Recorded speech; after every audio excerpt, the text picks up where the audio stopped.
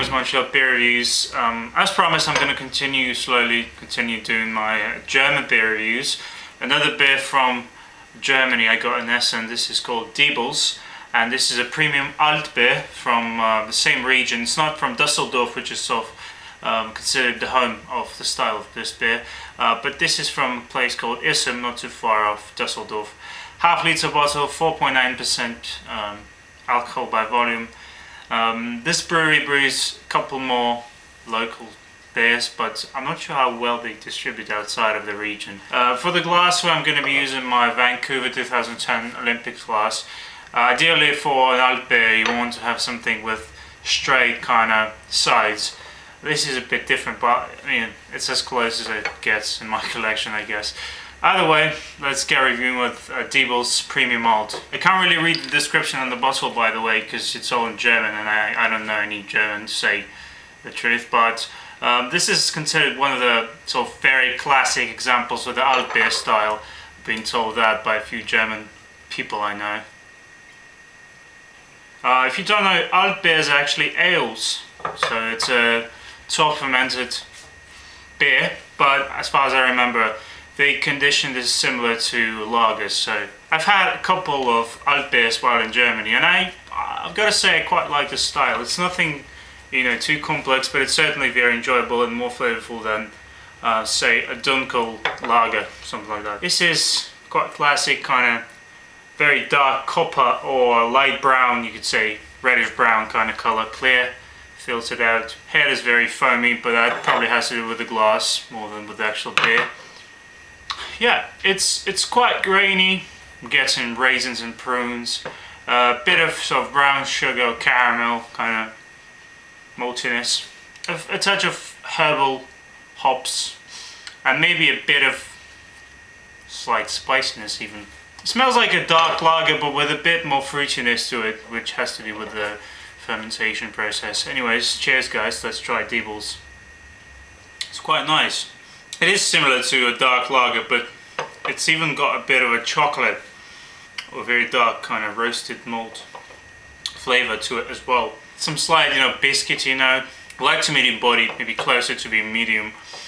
Yeah, this is quite nice. From what I've tasted, I mean, I've only had a couple of alt beers, and I tried the first one just like a month ago, so I'm not expert, that's for sure, in alt beers, but I like them, and this is quite flavorful. But this is slightly more bitter at the back. Definitely dry beer, definitely enough roastiness and a touch of dark fruit as well, and bready, that's for sure. Come back, I'll do my written review now, and then I'll come back to you in a few moments. Cheers. What can I say? It's not a bad beer, but there's some things that kind of disappointed me in the beer. I'm going to break it down to categories and tell you what I think of each of them. First of all, the appearance. You can tell right now there's virtually no head, which is rather disappointing because it looked really good at first. Had a nice rich head, but now not a lot of time has passed since I started drinking this, but it's already like headless. It's just not very great. 6 out of 10. It's just average. Can't give it more than that. I've seen better. So for the smell and aroma, this is where it's really strong actually. I'm gonna give this a solid 8 out of 10. It smells like a true, fairly complex alt beer. Nice roasted malt character, reminiscent of brown ales, I guess. Some herbal or earthy hops, and some touch of spice and some caramel, maybe chocolate notes. It's nice, and the flavor, not bad. So I'll give this a 7 out of 10.